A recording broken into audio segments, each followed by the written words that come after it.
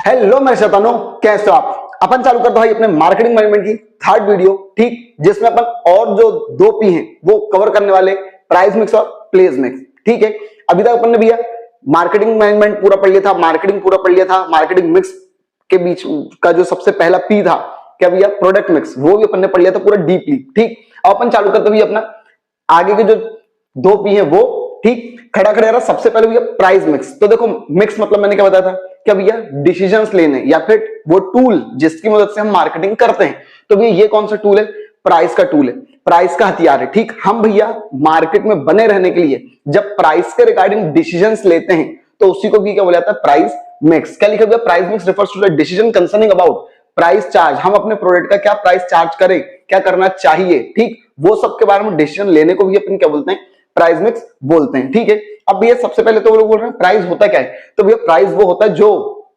Buyer, क्या, जो buyer पे कर रहा है और जो सेलर ले रहा है किसी प्रोडक्ट के बदले। ठीक है, विच अ बायर पे, ठीक है, टू द सेलर। क्लियर है। चलो अब भैया प्राइसिंग, हम किसी भी प्रोडक्ट की प्राइस तय क्यों करते हैं। ठीक, ये उसका ऑब्जेक्टिव। क्लियर, हम किसी भी चीज के प्राइस क्यों तय कर रहे हैं। तो भैया सबसे पहले हम इसलिए प्राइस तय कर रहे हैं क्योंकि भैया हमको एक एडिक्वेट रेट ऑफ रिटर्न कमाना है। ठीक है, मतलब अगर भैया हमने मान लो 10 लाख रुपए लगाए तो उस पर हमको या 10%, 20%, 30% जो भी हमको कमाना है, ठीक, तो वो एक एडिक्वेट पर्याप्त रिटर्न हमको मिल सके, उसके लिए भी हम क्या करते हैं भैया, क्या करते हैं, प्राइस चार्ज करते हैं। It is one of the main objective. ठीक है, टू आर क्या, ईच फर्म, हर फर्म का ये मेन ऑब्जेक्टिव है टू गेट एडिक्वेट रिटर्न। जो भी वो इन्वेस्ट कर रहा है उस पर एडिक्वेट रिटर्न मिले ताकि वो अपनी कॉस्ट ऑफ प्रोडक्शन को और डिस्ट्रीब्यूशन वगैरह इन सबको क्या कर सके, कवर कर सके। नहीं तो भाई पैसे ही नहीं निकल रहा है, जितना हम लगा रहे हैं वो ही नहीं निकल रहा, तो क्या मतलब। ठीक, चलो देन इसका भी फिर वो लोग क्या बोल रहे हैं, सेकंड ऑब्जेक्टिव क्या है, प्राइस स्टेबिलिटी। भैया हम प्राइस इसलिए भी तय करते हैं ताकि हमारे प्रोडक्ट का प्राइस एक लेवल में तय रहे।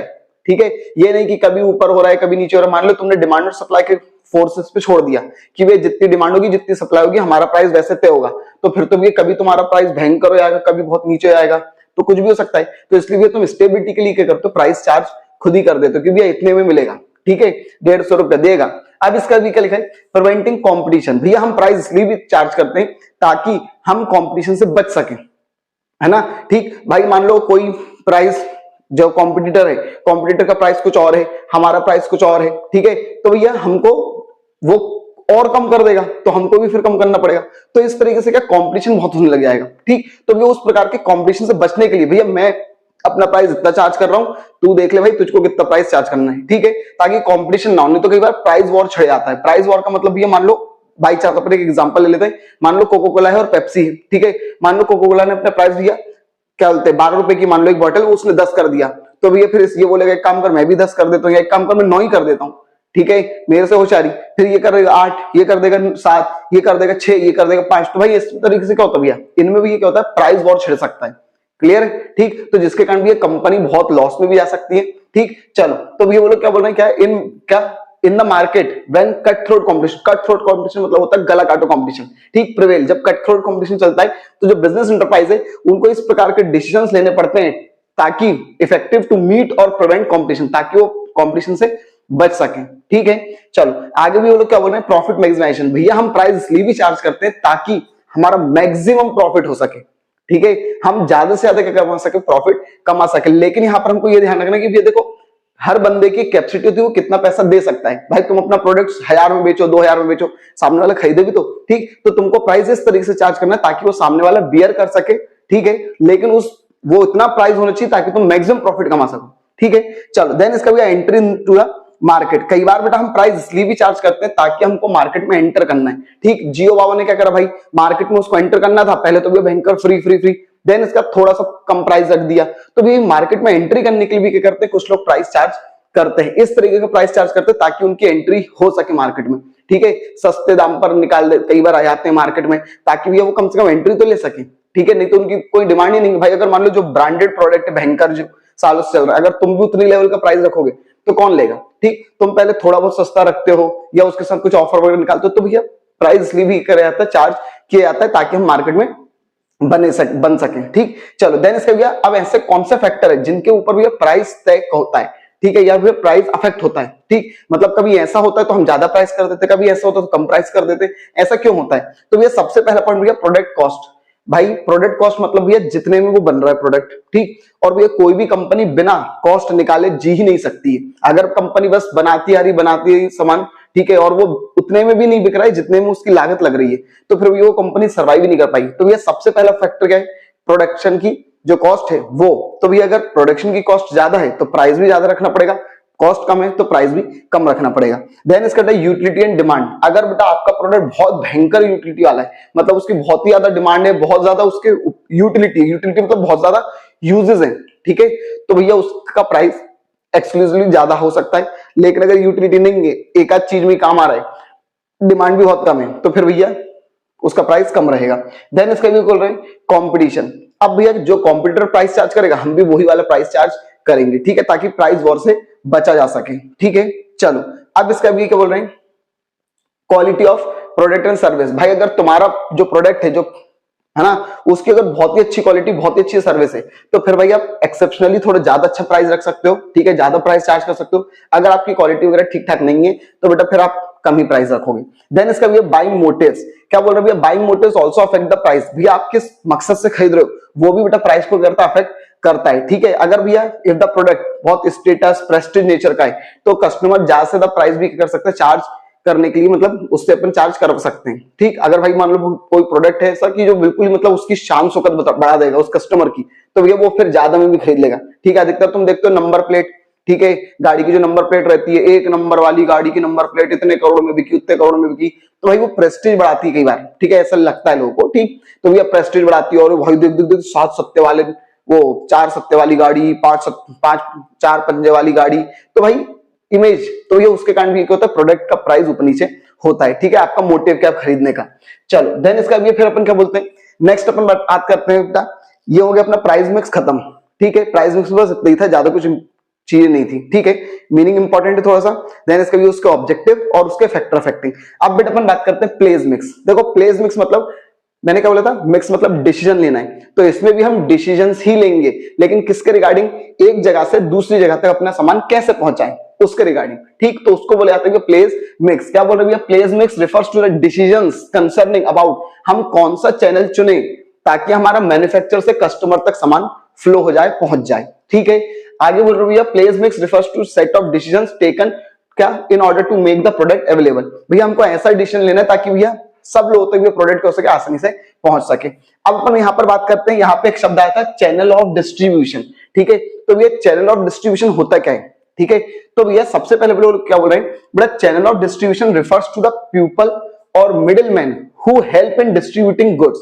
भैया चैनल ऑफ डिस्ट्रीब्यूशन का मतलब हम प्रोड्यूसर और कंज्यूमर के बीच में कितने लोग या कितने मिडिल मैन रखें, ठीक, ताकि इन लोगों के माध्यम से, इन लोगों के रास्ते के माध्यम से, इन लोगों के रूट के माध्यम से हमारा प्रोडक्ट कंपनी से, प्रोडक्शन सेंटर से कंज्यूमर सेंटर तक क्या हो सके, पहुंच सके। फिर बोल रहा हूं चैनल ऑफ डिस्ट्रीब्यूशन मतलब मैन्युफैक्चर और कंज्यूमर के बीच में कितने पीपल या कितने मिडिलमैन होने चाहिए, ठीक है, होने चाहिए, ताकि वह प्रोडक्शन सेंटर से कंज्यूमर सेंटर तक सामान पहुंच सके। तो ये एक रूट बन जाएगा, क्या बन जाएगा, रूट। तो उस रूट को ही क्या बोला जाता है, चैनल ऑफ डिस्ट्रीब्यूशन बोला जाता है, ठीक है।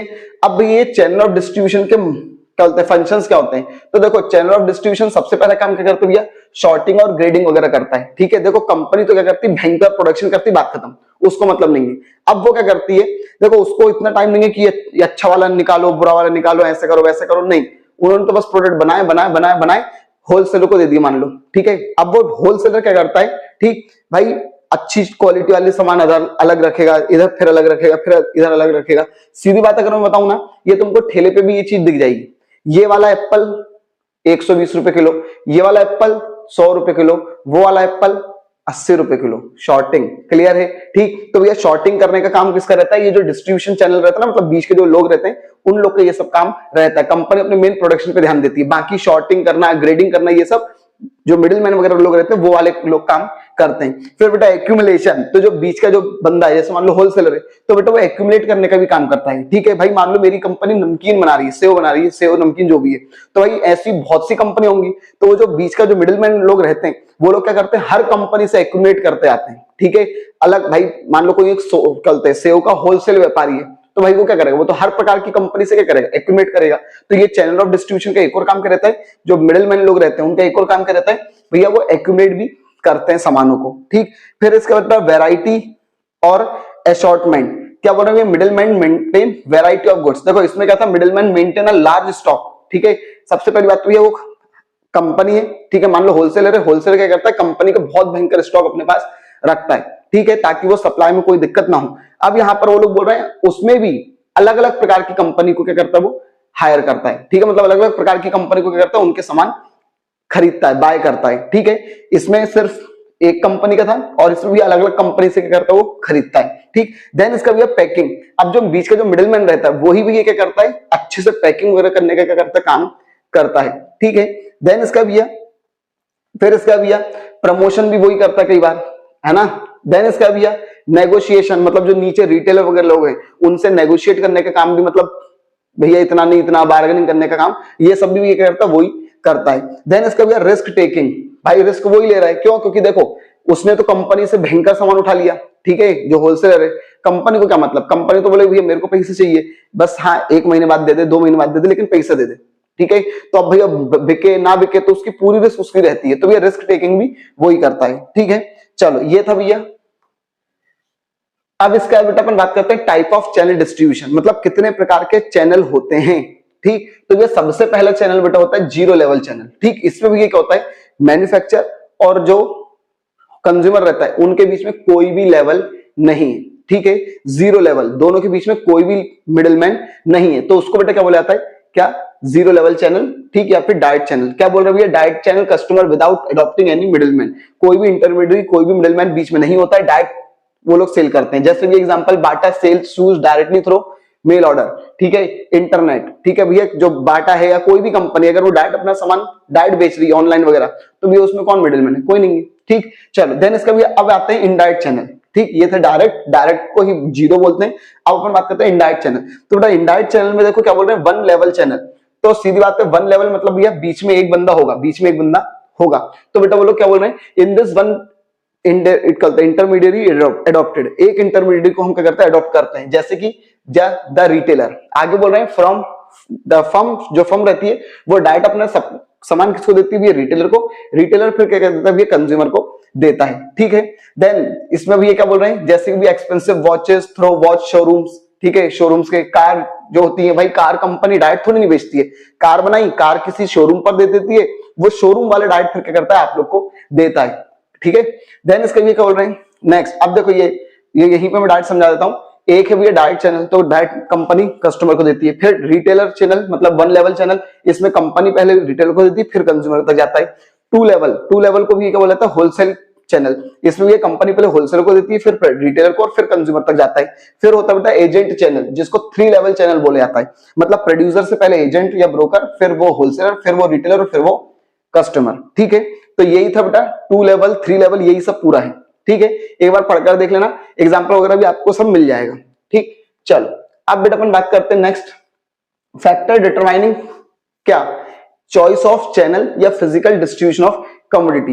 भैया ऐसे कौन से फैक्टर हैं जिनके कारण भी हम जो चैनल ऑफ डिस्ट्रीब्यूशन है उनको चुनते हैं, मतलब कभी वन लेवल चुन रहे हैं, कभी डायरेक्ट चैनल चुन रहे हैं, कभी 3 लेवल 2 लेवल, ऐसे कौन से फैक्टर हैं, ठीक। तो भैया सबसे पहले भी ये लोग क्या बोल रहे हैं, प्रोडक्ट रिलेटेड फैक्टर, कुछ प्रोडक्ट से संबंधित फैक्टर है। सबसे पहले बेटा क्या लिखा है, वैल्यू ऑफ प्रोडक्ट लाइन, ठीक है। क्या बोल रहा भैया, if the unit value of product is high और एक्सपेंसिव, और for expensive product direct sale, अगर मान लो आपकी जो भी आप प्रोडक्ट बना रहे हो अगर वो बहुत एक्सपेंसिव, बहुत क्या है एक्सपेंसिव, तो बेटा कंपनी डायरेक्ट लेवल क्या करेगी भैया, चुनेगी, ठीक है। भाई रोल्स रॉय वगैरह कुछ भी मान लो, तो वो डायरेक्ट जहां पे बनती वगैरह है वहीं से डायरेक्ट क्यों आएगी, बिक जाएगी, ठीक है, मान लो। तो भैया क्या बोल रहे हैं भैया, अगर बहुत ही एक्सपेंसिव चीज है तो डायरेक्ट वो जहां पर बनती है वहीं से डायरेक्ट क्या होता है भैया, डीलिंग होती है, ठीक। तो बेटा क्या बोल रहे हैं, अभी अपन क्या पढ़ रहे हैं, प्रोडक्ट से रिलेटेड कौन कौन से फैक्टर हैं। तो सबसे पहले भैया आपका एक प्रोडक्ट की क्या प्राइस क्या है, तो अगर ज्यादा प्राइस है तो आप डायरेक्ट चैनल सुनोगे। अगर आपकी भैया मान लो 1 रुपए की 2 टॉफी जो आती है 50 पैसे वाली, अगर वो टॉफियों में डील कर रहे हो तो तुम्हारी 1 यूनिट की कीमत कितनी है, 0.50, ठीक है। तो भाई ये तो बहुत कम है, तो इसमें तुम डायरेक्ट नहीं चुनोगे कि लो भैया टॉफी ले लो टॉफी, तुम कंपनी वाले तुम क्या करोगे भैया, एजेंट, होलसेलर, रिटेलर, फिर जाकर वो तुमको दुकान पर मिल जाएगी, ठीक है। चलो देन इसका भी लोग क्या बोल रहे हैं, प्रोडक्ट कॉम्प्लेक्सिटी, अगर बेटा प्रोडक्ट बहुत ज्यादा कॉम्प्लेक्स है, क्या बोल रहे हैं, technical and complex product required advice, भैया जो बहुत ही कॉम्प्लेक्स अगर प्रोडक्ट है तो वो उसके एक्सपर्ट की एडवाइस लगती है, तो फिर भैया आपको डायरेक्ट चैनल ही चुनना चाहिए, ठीक है। फिर इसका बोल रहे हैं नेचर ऑफ प्रोडक्ट, आपके प्रोडक्ट का विशेषता कैसी, नेचर कैसा है। द कस्टमाइज प्रोडक्ट और प्रोडक्ट कहते produced according to instruction of customer required. अगर ये मान लो आप कस्टमाइजेशन कर रहे हो तो फिर आप डायरेक्ट चैनल चुनना, ठीक है।